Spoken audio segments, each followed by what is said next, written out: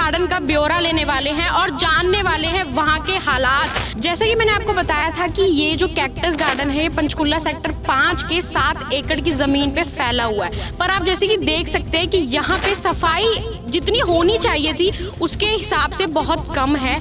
यहाँ पर बहुत लोग आते हैं, सिर्फ ओपन करके भूल नहीं जाना चाहिए, उसको मेंटेन भी करना चाहिए। तो साथ ही आज की इस रिपोर्ट में मैं आपको दिखाऊंगी कि कैक्टस गार्डन। नमस्कार, स्वागत है आपका आज की स्पेशल रिपोर्ट में, जहां मैं स्क्रॉल भारत से आपके लिए यानी कि प्रियंका शर्मा आपके लिए एक खास खबर या फिर आप इसे रिपोर्ट भी समझ सकते हैं, जहां पे हम सेक्टर 5 के कैक्टस गार्डन का ब्यौरा लेने वाले हैं और जानने वाले हैं वहां के हालात।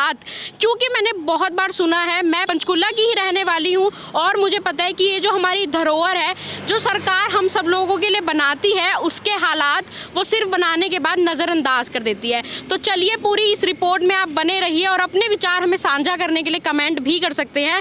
तो without wasting any time video की ओर बढ़ते हैं। जैसे कि मैंने आपको बताया था कि ये जो कैक्टस गार्डन है ये पंचकुला सेक्टर 5 के 7 एकड़ की ज़मीन पे फैला हुआ है, पर आप जैसे कि देख सकते हैं कि यहाँ पे सफाई जितनी होनी चाहिए थी उसके हिसाब से बहुत कम है।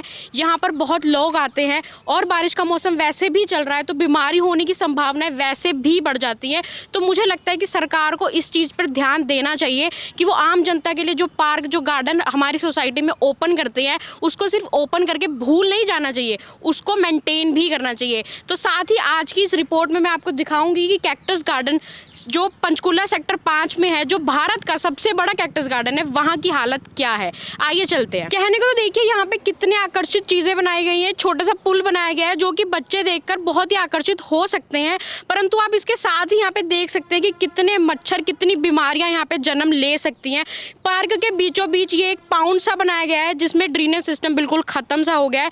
मेरे ख्याल से तो आप लोग भी इतने समझदार है कि इसे देख के अगर घर के आसपास आपके ये होता तो आप इसका क्या करते, पर सरकार इसको बिल्कुल ही नजरअंदाज करती है और ऐसे ही हमारी सोसाइटी में बीमारियां जन्म लेती हैं। तो ये थी आज की खास रिपोर्ट आप सभी के लिए, जहां मैंने ये कोशिश की है कि मैं आप सबको हमारे भारत की ऐसी सार्वजनिक चीजें दिखा सकूं जिस पे हम सारे आम नागरिकों का हक है, पर सरकार उसको बहुत ही बुरी तरह से नज़रअंदाज कर देती है।